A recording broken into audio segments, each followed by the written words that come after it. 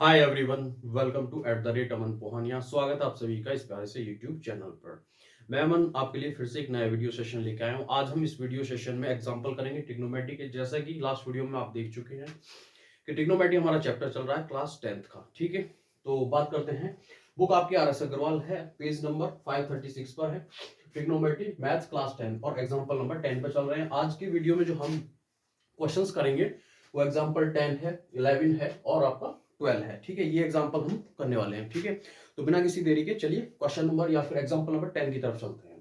तो 10 में क्या कह रहा है, if 7 sin square theta plus 3 cos square theta is equal to 4 है, तो so that tan theta is equal to 1 upon under root 3 आपको शो करना है, यानी कि प्रूफ करना। तो कैसे करेंगे, जो फंक्शन लिखा हुआ है उसमें आपका 3 cos स्क्वायर थीटा है।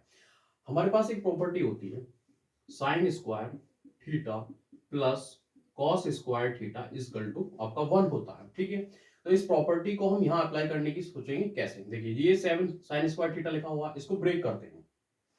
इसको ब्रेक करेंगे 4 और 3 के फैक्टर में। देखिए यहां पर मैं लिख सकता हूं sine square theta, 4 sine square theta, ठीक है, प्लस 3 साइन स्क्वायर थीटा, और प्लस में आपका आगे दिया हुआ 3 cos square theta is equal to 4।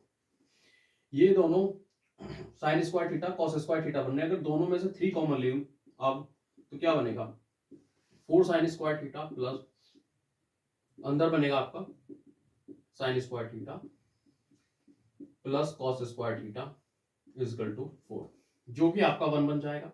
1 बनने पर यहां पर आपका 3 1 जा 3 और 3 इधर 4 में से माइनस होगा, तब क्या बचेगा 4 sine square theta is equal to 1। तो यहां से क्या आएगा, sine square theta is equal to 1 upon 4। ये जो आपकी प्रॉपर्टी लिखी हुई है sine square theta plus cos square theta, इससे हम क्या लिख सकते हैं, cos square theta is equal to 1 minus sine square theta लिख सकते हैं। कॉस स्क्वायर थीटा की वैल्यू अगर निकालेंगे तो हमें चाहिए साइन स्क्वायर थीटा, जो कि हमारे पास क्या है 1/4 है। अगर मैं यहां रखूंगा तो ये 1 माइनस 1/4 हो जाएगा। सॉल्व करेंगे तो कॉस स्क्वायर थीटा, यहां से एलसीएम लेंगे 4 माइनस 1 तो 3/4 हो जाएगा। अब आपकी एक प्रॉपर्टी होती है tan theta is equal to sine theta upon cos theta, जिसे हम ट्रिग्नोमेट्रिक रेशियोज में क्या बोलते हैं, कोशेंट रिलेशन बोलते हैं। ठीक है, यानी कि डिवाइड करने पर साइन अपॉन कॉस उसको tan लिखा जाता है। अगर हमें पावर 1 चाहिए तो हम इस तरीके से लिखेंगे, लेकिन यहां पर स्क्वायर है तो हम sine square theta cos square theta और tan स्क्वायर थीटा लेंगे। तो इस तरीके से tan square theta is equal to sine square theta की वैल्यू है 1/4, कॉस स्क्वायर थीटा की वैल्यू है 3/4, यहां रख देंगे।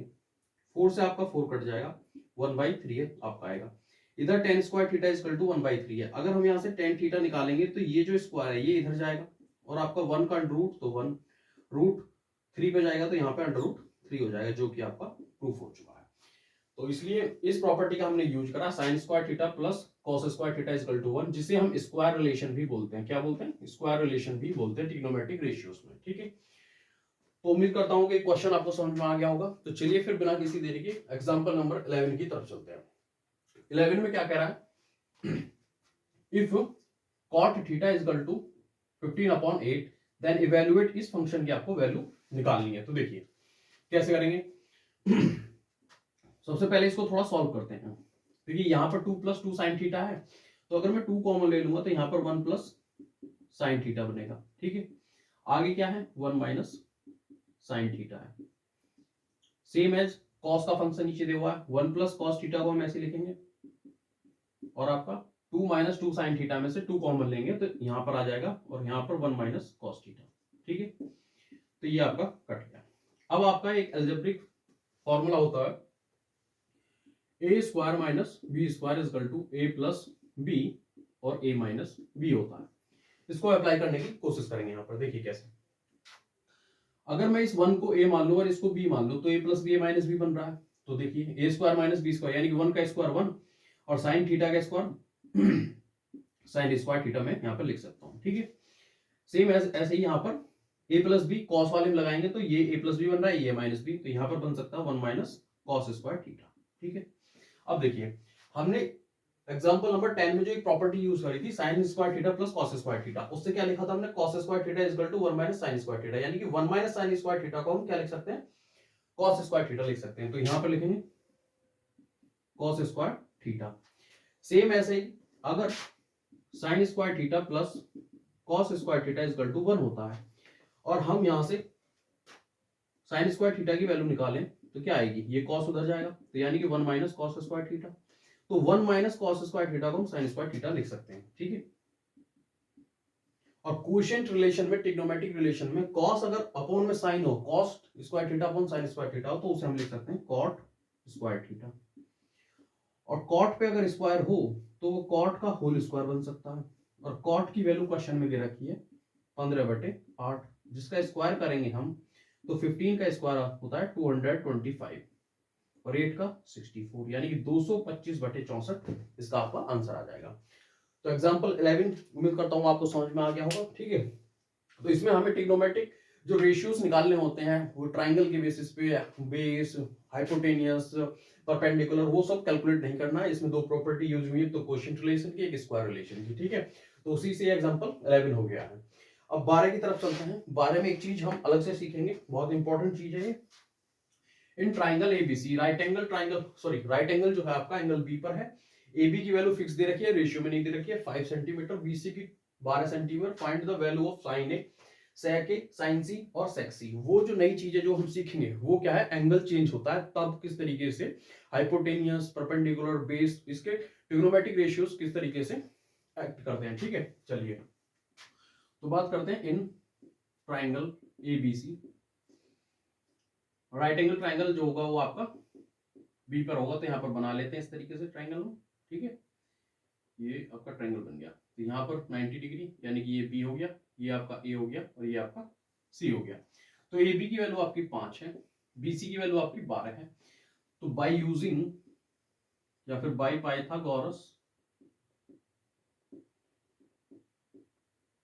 थ्योरम से हम करें तो हाइपोटेनियस एसी का स्क्वायर, बेस AB का स्क्वायर, परपेंडिकुलर BC का स्क्वायर, आपका ये इक्वेशन होती है, ठीक है। तो AC की वैल्यू हम यहां से निकालेंगे, तो AB का स्क्वायर करेंगे 5 का तो 25 आ जाएगा, BC यानी कि 12 का स्क्वायर करेंगे तो 144 आ जाएगा, और AC का स्क्वायर आ जाएगा आपका 169, जो कि AC स्क्वायर इक्वल टू 13 का स्क्वायर होता है 169। तो स्क्वायर से स्क्वायर कटने पर AC की वैल्यू आपको आ जाएगी यहाँ पर 13, यानी कि 13 आपको वैल्यू मिल गई, ठीक है। अब साइन ए की वैल्यू निकालनी है हमें, तो देखिए साइन ए क्या होता है ट्रिग्नोमेट्रिक रेशियोज में, आपका परपेंडिकुलर अपॉन हाइपोटेनियस, यानी कि BC अपॉन AC 12/13 आ जाएगा, ठीक है। क्योंकि इसमें ये प्रॉपर्टी लगेगी, जब इस एंगल की बात करेंगे तब हाइपोटेनियस क्या होगा, तब बेस क्या होगा, तब परपेंडिकुलर क्या होगा। तो सेम है जैसे इस एंगल की बात कर रहे हैं, तो इसके लिए परपेंडिकुलर ये होगा, बेस ये होगा, हाइपोटेनियस कभी चेंज नहीं होता है, ठीक है। जब एंगल सी की बात करेंगे तो परपेंडिकुलर ये होगा, बेस ये होगा, हाइपोटेनियस सेम ही रहेगा, ठीक है। आगे चलते हैं। सेक ए की वैल्यू अगर हम निकालेंगे यहां से, तो सेक ए एंगल ये है ए, तो परपेंडिकुलर ये होगा, बेस ये, हाइपोटेनियस ये।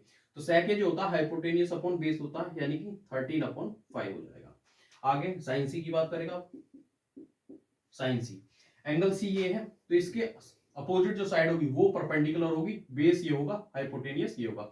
साइन सी यानी कि परपेंडिकुलर अपॉन हाइपोटेनियस हो जाएगा, ठीक है। तो 5/13 हो जाएगा, ये 5/13, ठीक है। आगे बात करते हैं सेक सी, एंगल सी ये है, तो परपेंडिकुलर ये होगा, बेस ये होगा, हाइपोटेनियस ये होगा। और सेक का जो ट्रिग्नोमेट्रिक रेशियो होता है वो हाइपोटेनियस अपॉन बेस होता है, यानी कि बेस ये होगा, जब एंगल सी ये होगा तो परपेंडिकुलर ये, बेस ये, हाइपोटेनियस ये। तो यहां से 13/12 हो जाएगा, क्योंकि ये हाइपोटेनियस और एंगल सी के लिए बेस ये होगा 12, तो 13/12 इसका आंसर आ जाएगा। तो ये था आपका क्वेश्चन नंबर, यानी कि एग्जांपल नंबर 12 था। तो उम्मीद करता हूं कि दोस्तों ये एग्जांपल आपको समझ में आए होंगे, 10, 11, 12। तो दोस्तों वीडियो पसंद आए तो लाइक करें, शेयर करें, कमेंट करें और चैनल को जरूर सब्सक्राइब करें। Thank you for watching.